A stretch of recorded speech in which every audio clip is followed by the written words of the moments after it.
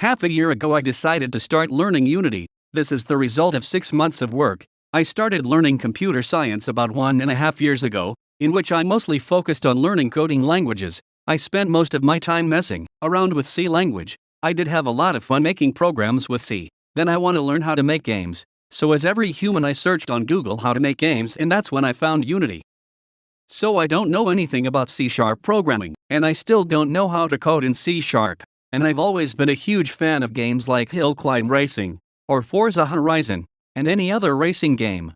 So I wanted to create something inspired by those games. So I downloaded Unity and opened it. What even is this? Everything was going out of my head. So 1 week later I planned to learn it at all costs. So I found Bracky's tutorial on how to make games, so I yoinked that game and started changing it. And if you are thinking, why I don't give a link to download my game on the Play Store, that's because everything is broken because I upgraded the version of Unity on that project.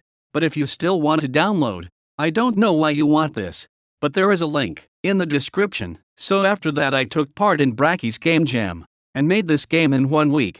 It's not perfect, but it is what it is. I have a link to this also in the description. And if you are wondering why I don't upload for so long, that's because my school opened.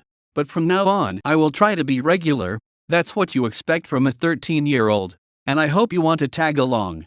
Learning Unity was a very fun process, but I definitely should have spent more time understanding Unity before starting the fundamentals of my game. And comment down below that this text-to-voice is better, or the old one. I can't wait to see where I find myself half a year from now. And that's about it. I want to thank you very much for watching, and I truly hope you enjoyed this video, and bye.